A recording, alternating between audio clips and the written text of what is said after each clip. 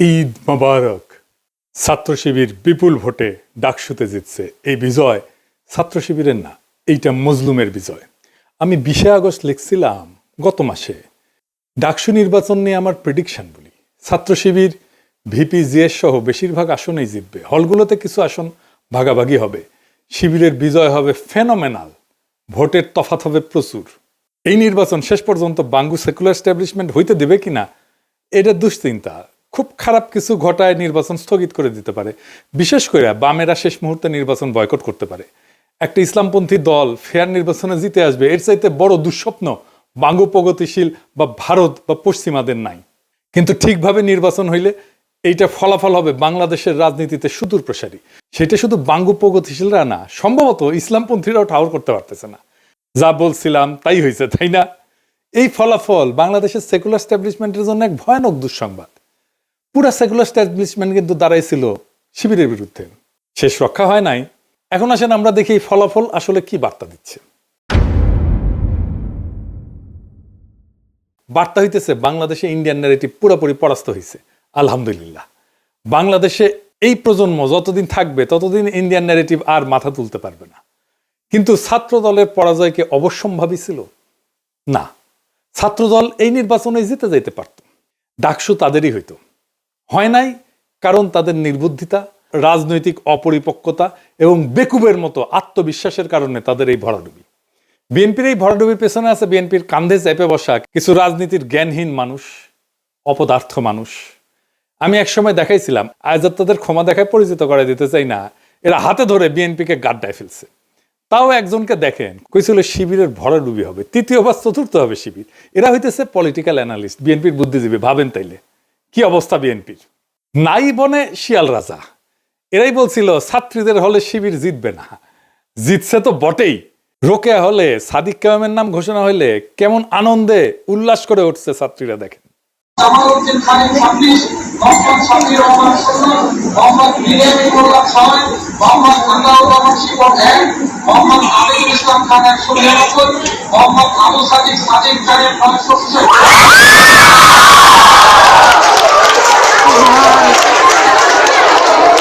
আপনারা জানেন যে 5ই আগস্টের পর যখন ছাত্রদলের ছাত্র শিবির সংঘাত শুরু হইল, আমি তখন নিজ দায়িত্ব নিয়ে এই দুই দলের ভেতরে সংঘাত বন্ধ করার উদ্যোগ নিচ্ছিলাম।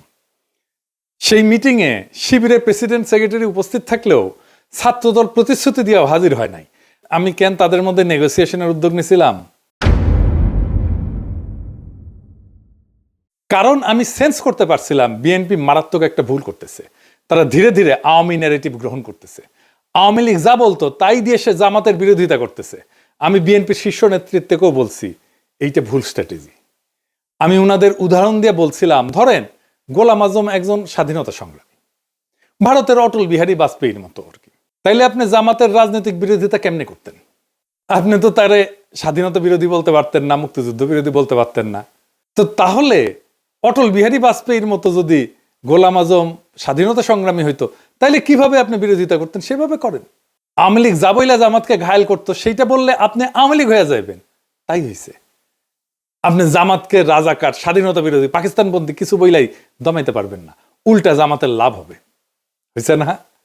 এর ফলে বিএনপি তার অ্যান্টি ইন্ডিয়া ভোট ব্যাংক হারাবে। তাই হারাইছে। সে আওয়ামী লীগের ভোট পাইছে। আপনি জগন্নাথ হলের ভোটের হিসাব দেখেন, জগন্নাথ হলের পুরা ভোট মোটামুটি বিএনপি পাইছে, তাই না? তো তার মানে সে আওয়ামী লীগের ভোটটা নিচ্ছে আর নিজের ভোট হারাই ফেলছে। আর জামাত কি করছে? যে anti India vote bank intact রেখে সেকুলার ভোট টানার কৌশল নিতে পারছে। বিএনপি যতবার মুক্তিযুদ্ধ 1971 এই বলে জামাত শিবিরকে আক্রমণ করবে, ততবার জামাতের অ্যান্টি ইন্ডিয়া ভোট আরো বাড়বে। জামাত যে বাংলাদেশে অ্যান্টি ইন্ডিয়া রাজনীতির সবচেয়ে বড় কামেল এজেন্সি, এটা বেশি স্ট্যাবলিশ হবে। বাংলাদেশের প্রধান দ্বন্দ্ব বিএনপি ধরতে পারে নাই। প্রধান দ্বন্দ্ব নিয়ে আমি অনেকবার বলছি। আমি এই বিষয়ে বলছিলাম যে বিএনপির এই আওয়ামী মুক্তিযুদ্ধের রাজনীতি পরাজিত হবে। আমি বলছিলাম, শোনেন এডিটর সাহেব একটু শোনায় দেন আমার আগের থেকে দ্বন্দ্বটাও আবার শুনলে আবার মনে হবে যে কি বলছিলাম। শোনান এডিটর সাহেব। একটা সমাজে নানা রকম দ্বন্দ্ব থাকে। একটা নদীতে যেমন নানা ধরনের স্রোত থাকে, একটা না অনেকগুলো স্রোত থাকে, ছোট বড় মাঝারি। তেমন সমাজেও থাকে। যেমন ধরেন আমাদের দেশে ধনী গরিবের একটা দ্বন্দ্ব আছে না, সেকুলার আর ধর্মবাদীর একটা দ্বন্দ্ব আছে না, ইংরেজি জানাদের সাথে বাংলা মিডিয়ামের দ্বন্দ্ব আছে না, শহর আর গ্রামের দ্বন্দ্ব আছে না? আছে। শহরের লোকেরা তো গ্রামের লোকদের তাচ্ছিল্য করে খ্যাট বলে, তাই না? বড় লোক আর গরিবের দ্বন্দ্ব আছে না? এইরকম অসংখ্য দ্বন্দ্ব পাইবেন দেশে। এই দ্বন্দ্বগুলোই রাজনীতি, কনফ্লিক্ট সিচুয়েশন, এটাই রাজনীতি। একটা পক্ষের সাথে আর একটা পক্ষের দ্বন্দ্ব, এই রাজনীতি, এটাই রাজনীতি। কিন্তু এর মধ্যে একটা প্রধান দ্বন্দ্ব থাকে, এক নাম্বার, সেটা খুঁজে বের করতে হয় কোনটা প্রধান দ্বন্দ্ব। এটাই পলিটিক্যাল ওয়ার্কারদের কাজ, এটাই রাজনৈতিক নেতাদের কাজ। আপনি ইতিহাসে তাকাইলে দেখবেন ব্রিটিশ আমলে প্রধান দ্বন্দ্ব কি ছিল? ব্রিটিশদের সাথে আমাদের দ্বন্দ্ব না, না তা না। প্রধান দ্বন্দ্ব ছিল জমিদার আর প্রজাতি। অসংখ্য কৃষক বিদ্রোহ হয়েছে, এর ফলশ্রুতিতে পাকিস্তানের জন্ম হয়েছে। ভারতের স্বাধীনতা আন্দোলন আর পাকিস্তান সৃষ্টি এক না, দুইটা আলাদা দ্বন্দ্বের ফল। পাকিস্তান আমলে দ্বন্দ্ব কি ছিল? বাঙালি আর অবাঙালিদের, তাই না? হাসিনা আমলে দ্বন্দ্ব কি ছিল? প্রধান দ্বন্দ্ব ভারতীয় আধিপত্যবাদের প্রত্যক্ষ সেবাদাসী ফ্যাসিস্ট হাসিনার সাথে বাংলাদেশের নাগরিকদের মুক্তির আকাঙ্ক্ষার দ্বন্দ্ব। দুই পক্ষ, হাসিনা অ্যান্টি হাসিনা। এখন হাসিনা নাই, কিন্তু সেই প্রধান দ্বন্দ্ব আছে। ভারতীয় আধিপত্যবাদের প্রত্যক্ষ সেবাদাসী হয়েছেন আপনারা, বিএনপি। এখন আপনাদের সাথে বাংলাদেশের নাগরিকদের মুক্তির আকাঙ্ক্ষার দ্বন্দ্ব শুরু হয়েছে। এই লড়াইয়ে আপনারা পরাজিত হইবেন, অবশ্যই হইবেন। এটাই ইতিহাসের শিক্ষা। আজ হোক কাল হোক পরাজিত হইবেন।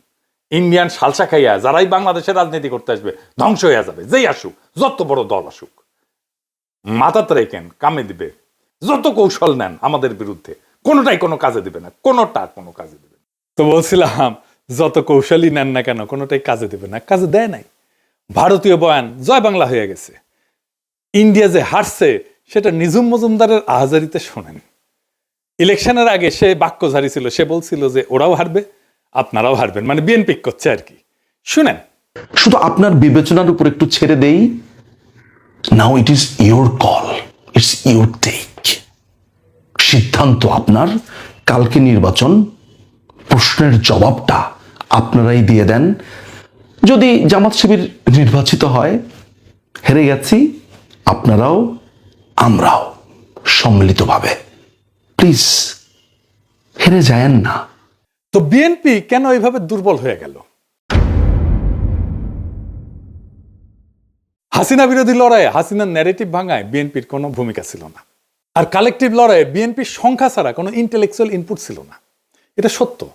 এটা বিএনপির পছন্দ হবে না, কিন্তু যাই হোক, এটা সত্য।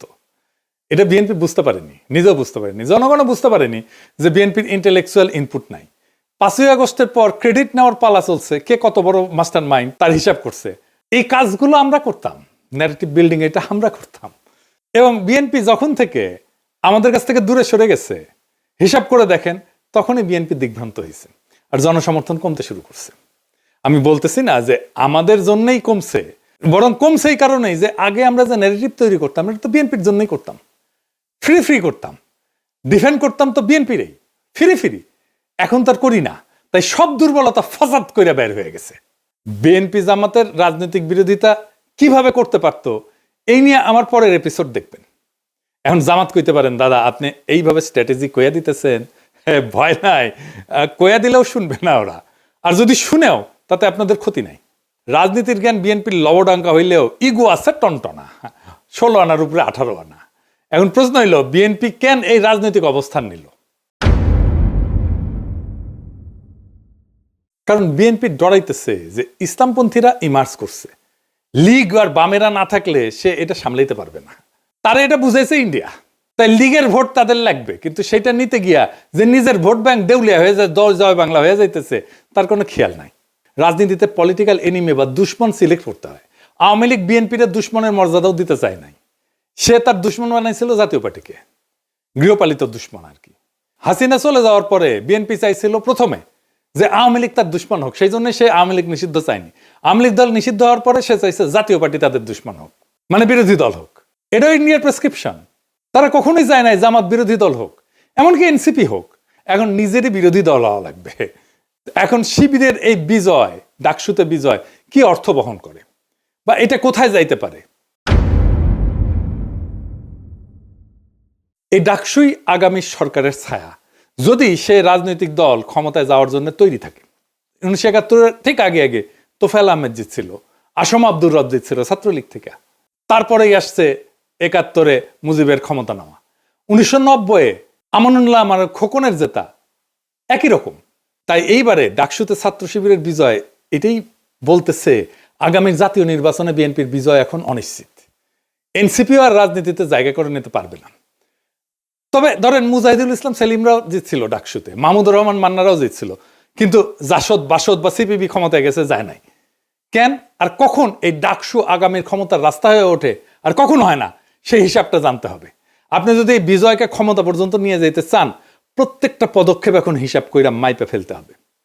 আমি বিজয়ের আনন্দে আত্মহারা হইতে নিষেধ করছি, কারণ আগামী কাল থেকেই শত্রুরা বিপুল বিক্রমে ঝাঁপায় পড়বে আমাদের উপরে। প্রচুর টাকা পয়সা নিয়ে, বাজেট নিয়ে, পুরো সেকুলার স্ট্যাবলিশমেন্ট ঝাঁপায় পড়বে। প্রথম আলো, ডেইলি স্টার নিয়ে এই লড়াইটা জিততে হবে, আমরা এটা জিতবো। বাঙ্গুয়েলুট সেকুলার স্ট্যাবলিশমেন্ট জানে না আমরা কই দিয়া কেমনে চাপা মেট দিব, কিন্তু আমরা দিব, এবং আমরা ওদের সাথে আগায় আসছি। ওরা চলে ডালে ডালে, আমরা চলি পাতায় পাতায়। ফাইনালি বিএনপি নেতা কর্মীদের বলি, এবার বুঝছেন তো ভাই, সবার উপরে এইটা ন্যারেটিভ তৈরির ক্ষমতা, এটাই আসল পাওয়ার। আমার কমেন্ট বক্সে এসে গালি দিয়ে আমারে নিয়ে ট্রল কইরা রাজনীতিতে গোল্লা খাইবেন বারে বারে। পলিটিক্যাল পাওয়ারটা তৈরি হয় মানুষের অন্তরের খবর জানার মধ্যে দিয়ে, আর তার ভিত্তিতে রাজনৈতিক কৌশল তৈরিতে। সংখ্যা এখানে কোনো মোটেই গুরুত্বপূর্ণ বিষয় না। আমি 1 জন 2 জন 3 জন 4 জন না 10 জন, আর আপনারা 1 কোটি কিনা কিচ্ছু যায় আসে না। আপনি 10 জনের কাছে হাইরা যাবেন। জাতীয় নির্বাচনে একই ঘটনা ঘটবে, তৈরি থাকেন। আজকের ডাকসু নির্বাচনের ফলাফল কোনো সাধারণ ঘটনা না, এটা এক নতুন ইতিহাসের সূচনা, এক নতুন দিগন্তের ইশারা। যারা মনে করছিল ইসলামপন্থীরা কেবল প্রান্তিক শক্তি, তাদের ধারণা ভেঙে চুরমার হয়ে গেছে। এই বিজয় প্রমাণ করছে সঠিক ন্যারেটিভ, সংগঠনের শক্তি আর জনগণের অন্তরের খোঁজ জানা, এই তিনের মিলনেই ভবিষ্যৎ লেখা হয়। বাংলাদেশের মাটিতে ভারতীয় আধিপত্যের বয়ান ধসে পড়ছে, সেকুলার স্ট্যাবলিশমেন্ট হতভম্ব হয়ে গেছে, কিন্তু এই লড়াই কেবল আজকের বিজয় উদযাপনের মধ্যে সীমাবদ্ধ না।